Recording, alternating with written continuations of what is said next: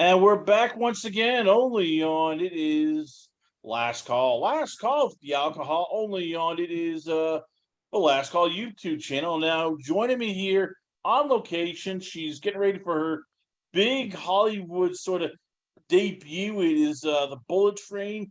You've seen the previews with Bad Bunny, with Brad Pitt, Zazie Beetz, Joey King, Sandra Bullock, Michael Shannon, and well, she is going to be in it. She's well, she basically some will say she is the cause of trouble on this movie. In a lot more ways than one. I give you the Colombian-born bilingual beauty slash intellectual genius. I give you Andrea Munoz. So let's start off with Andrea. Big question: how the hell did you get this role? I mean, this is a big movie. Like a lot of people want to be in this movie, a lot of stars, and how did you get a role which it's a pretty juicy role? Oh yeah. I auditioned for it. 2 years ago, I got an audition in Actors Access, and it was for this project. And when I reviewed like the project, I saw it was Brad Pitt, the only person casted, and I was like, it's not gonna happen. I'm not gonna get it. Like, back in the days, I was non-union. And I was like, it's not gonna happen, but it did happen. And the same question you're asking, like I asked it to myself. I was like, how did this happen? And yeah, that's how I did it. I auditioned for it. It was a great audition, and that was pretty much it. All right. So first day on set, how nervous are you? Because as I said, you look at the heavy hitters here, and it's Brad Pitt, it's Michael Yeah. Shannon. Oh, by the way, it's Bad Bunny. It is, Sandra Bullock is in there. I mean, it's right there. You have a lot of who's who, and you're about to even counting some of the international actors in there, the other stars. Like, how do you keep your composure when inside you're like, okay, don't freak out, don't ask for autograph. Oh my God, it's Brad Pitt. I shook hands with Brad Pitt. Literally talking to myself the whole time. Like I'm like my face is straight and like like I'm there serious, but inside of me like don't freak out, don't freak out, don't freak out. Be professional. You want them to call you again, and yeah, pretty much it. Because I was actually kind of like, I mean, it's exciting, to be in a production this big, and it was the first like job that I booked as an actress. Like I work in short films and like little promos and commercial, but this was like the first like serious thing. And yes, I was very intimidated. I was very nervous, but I managed to, I think I have a great support system here with friends that are actors too. And they talk me through it and they help me to like, okay, don't freak out. Don't have a panic attack the night before you're going on set, on your first day on set. And yeah, like at the end, accepting that I was capable and that I deserved that. You know what I mean? Like sometimes the insecurities come across, and that's what you tell yourself, like, oh no, what am I doing here? Blah blah blah. But accepting that, yeah, that I work hard and that I deserve to be there. All right, so we talk about Brad Pitt, and everybody in America knows who he is, and that's the deal. As somebody who's a Latina, who's Colombian, who was your family and friends who are more impressed with that? You got to work with Brad Pitt, or you got to work with Bad Bunny, who right now is like the hottest thing in music, and one of those few like crossover stars where even people like myself go, oh, I know who that guy is. Well, it depends. The boomers and the Gen X or something like that, they were like impressed by Bad Bunny. They were freaking out about it. And like millennials and like younger people, they were impressed about Bad Bunny. Did I say that right? Brad Pitt, Bad Bunny. You said okay. It right, yeah. Okay, yeah. And yeah, so like a lot of people, like especially in Colombia, they will ask me like, oh my God, you're gonna work with Brad Pitt, like you're in a credit with Brad Pitt, blah blah blah. And many people that didn't ask about Bad Bunny, which impressed me. And I think it is a generational thing. Like young people are like, this is the moment where he's like really hot right now, so they're like, my God, Bad Bunny, like they're dying. I have a lot of like messages telling me like, I can't believe you share like a lot of interest with him role. Yes, yeah. So yeah, Because you play his wife in the movie, so he's like, we see the previews, and he's anybody who's followed the show here, they know about, he's done WWE, he's done his stunts, he's flying all over the place here. So when he's doing the fight scenes, like, were you tempted to go, hey, this looks pretty fun, I want to try this here, I'm ready for wire fighting maneuvers, just hook me up, I can start flying all over the place? Or were you going like, okay, they look like they're really gonna hurt each other, this looks stupid, I'm just gonna stay aside, and you guys can kill each other on set. I'll be fine. I have my cappuccino. I'm fine. Okay, so here's the thing. I didn't have to do that like that many fight scenes because my role in the movie is I'm madly in love with him. So, but I'm basically portraying that. I do have a scene where I had to improvise this part. I just don't want to give you spoilers because I would tell you this, there's going to be spoilers. So without giving spoilers, what was it like working with two like different people? Because you have, Bad Bunny, who's a guy who is a musician turned into an actor, and then you have people like, Brad Pitt, who are pure actors. People like Sandra Bullock, Aaron Taylor Johnson. Like, how did they help you out? And were there any ways that did you ever get like time on set where they, you could go to them and ask them questions, or you could go to the younger people like Logan and Bunny, go, hey, what can I do? How do I improve? I mean, did any of the cast members like really help you out on set? So actually, the thing is, I only shot scenes with Bad Bunny. So this process, this is an interesting question because I did everything myself. Like what you say at the beginning, like I have to be on my mind all the time. Like, Andrea, you're professional. You're a professional actress. You know how to do this, and not asking questions and letting talking to the director as if I was Brad Pitt and I knew exactly what I was doing. I didn't have time to be pretending that I was like an amateur. You know what I mean? I didn't have time for that. And they tell you what you have to do, and you have to do it right away. You cannot be like, oh, like, let's see what they can, let me ask a question about, like, there was a couple of technical questions that I asked about like some scenes that require like intimacy and stuff like that. But for the rest, I was alone. If this is very interesting because I was talking to Benito, Bad Bunny, and I told him like, oh, this is my first project. And he was like, really? Damn, you seem like you've been doing this for years. Like you don't seem like a person that is just starting to do this. So I was like, damn, I guess I'm playing the role well, like a person that has been doing this for a long time. So yeah, I was like, it was all about, it was a process that I lived on my own. And the only scene that I have with Brad Pitt, but in that time it was a pandemic, so he had to quarantine because of the COVID situation, and so I couldn't shoot my scene with him, and we have to use his body double. So yeah, that was the thing.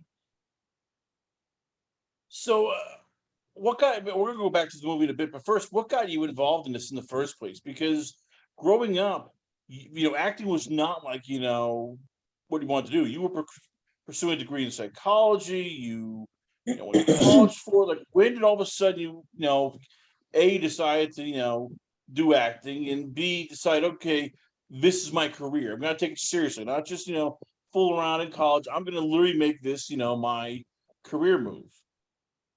So I was an actress when I was a kid. I was always in the drama club, and I loved it. I remember I would stay after school and always be in the theater, on stage. I loved it. But for so many insecurities, and I don't know, yeah, I'm gonna call it insecurities, I stopped doing it because I thought I wasn't good enough. There were things that were happening that they weren't happening for me. Like I wasn't getting cast like as in the main roles and stuff like that. So my mind won over that battle, and so I stopped doing it and I went backstage.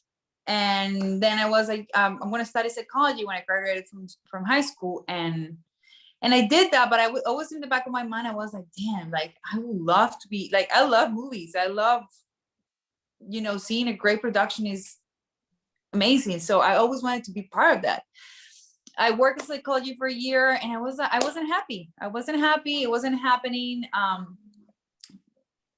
and so I was like, you know what, I'm just gonna do what my God is telling me to do, and I'm just gonna be an actress, be an artist. I want to do what I feel like I always wanted to do since I was a kid. And yeah, I was loyal to that little Andrea, and I'm here right now. How much have you had to sacrifice just to get to this level? Because we think it's easy, people who are not in acting. You think, oh, it's easy. They look, fabulous. They go to parties. They read scripts. They go, it's a good dream. It's like, no, you are rejected from 90% of all things that you apply for. Yeah, I'm guessing for you, it's like a constant. Oh, got to go to the gym. Got to take acting classes. Got to learn yeah, different languages. yeah. You are constantly working on networking yourself. Like, how much time or like just how much stuff have you lost out on just because you're pursuing this career, which is a 24/7 baby? Oh my God. That's another great question. A lot, a lot. I don't do many things like people of my age are doing to have fun. Like, I mean, there is actors or party, but like, because I decided to take this very serious and put a lot of discipline into it. I don't party that much. I try to invest my money in the earn what I earn on coaching, and it's very expensive. Like getting trained as an actor is not that cheap, and also the fact that I'm living here in LA, and which is a very expensive city, but being away from my family, like I miss on a lot of important things. Like my friends are getting married, they're having kids. My parents are getting older, and I'm missing out all of that. You know what I mean? Yes, you have to have a discipline. You have to look certain way because it's a tough industry, and they're asking you to be this and this and this. When you're a typecast, you have to keep that. So you have to go to gym, you have to be healthy, and it becomes part of your routine. But it's also like sometimes you're like, oh man, I wish I would be living the life that some people on Instagram are living. You know what I mean? Like spending their money on traveling around. But sometimes I can't travel because it's episodic season, it's pilot season. So I have to stay here in LA and wait for auditions. And maybe sometimes nothing happened. Like I get a lot of auditions, I do them, and I never get a call back. So yeah, it's a lot of waiting and a lot of being, yes, a lot of discipline, exactly what you said. And so yeah, it's a big sacrifice. When we had Pepe Risota of Narcos and Leila Falcone of Queen of the South, one question I've asked them and a lot of people who are in acting is when with stereotype roles, we see them a lot. When some of them are great, like Queen of the South, Mayans, MC, Narcos, and there's others that's like, this is a little cringy here. When do you decide to take those roles? Because it's still, and look, we've come a long way in acting, but they're still like, okay, Latina, hot, sexy, person, sometimes Yeah, maid, drug yeah. dealer, cartel boss, like, and it's a juicy role, but it's still a stereotype role. Like, when do you decide, like, okay, I'll do this? I don't want to be portrayed in it, but it's that hit show, it's a Netflix show, it's an Amazon. This is a role that will help me get noticed by bigger players. Like, when do you decide to play the stereotype, and when do you go, no, I want to do this? I feel like sorry, you have to trust your gut. Like there is many productions that I see, like what you say, they stereotype Latinos, and it's very tricky because as an actor you always want to be working and you want to make a living out of this and you want to pay rent. You know what I mean? It's just a lot of things, a lot of responsibilities that you have, and like saying no to jobs just because of principles, and those principles have been like determinated by also people and society, and they're judging you and telling you, why are you taking that role, why are you doing this and this and this. I'm like, dude, you don't know my life, you don't know what I'm doing. You know what I mean? Like I'm trying to make a living out of this, and I'm pretty sure there's going to be a point where an actor has the privilege to say, no, I'm not going to do this, and now I'm going to do this. I think you have to, whatever job you take, just be very professional, be very respectful with it. Treat it as like it's like a baby, you know what I mean? And you're gonna prove not only on camera but on set with the people that are doing the projects that you're good, that you're responsible, that you have a good work ethics. yeah, I mean, like my dream role is to be a superhero. I would love to be a superhero because it needs my physicality, my mind, my, it's like a whole thing going on there. But as you say, like I wish that someday we can break that stereotype and have like that superhero that is Latina and that is the main role, that is not just an aside role and like that doesn't have that much time on camera. No, that is like a story about her or him, or so yeah, it's tricky, but like I feel like trusting your God, being responsible with your projects, and yeah. So last question for let you go. And I know we had to, you're busy with the end this year, but are you ready for the blowback? Because there's gonna be, because I've heard of it's rumor, I can't confirm it. There is a love scene, you and Bad Bunny. So the guy's gonna go, no, don't break our hearts. And girls are gonna go, don't steal Bad Bunny from us. I mean, there's gonna be people looking either side like, how dare you?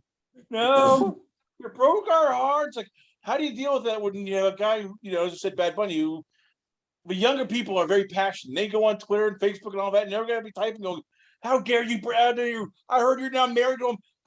You're breaking our heart. Oh my God, you are so on point with all your questions. I love them because I've thought about that a lot. Like I know Bad Bunny has a lot of fans and they're female fans. And now I'm always worried about that. Like, how is the reaction they're going to have towards me? Because yeah, people get very personal and with these things, like, and I don't know. I know that he writes for a lot of his songs are very feminist, so I'm pretty sure like I'm gonna have like also a lot of support from their fans, and they're gonna send me a lot of love. But I'm also scared that again, the insecurities again, like they might not like me to be his scene partner, but we enjoy each other. We have so much fun on set. We think that we have chemistry on set, and that the fans are gonna love it, and they're gonna see what we're trying to portray, the love, the affection, this passion that is going on between us. So let's hope for the best, but I'm not gonna deny that I'm a little bit scared too. Hey, worst comes to worst. You can just tell Yeah. the people this simple fact. Hey, you're just jealous because I got to lip lock with Bad Bunny and you can't.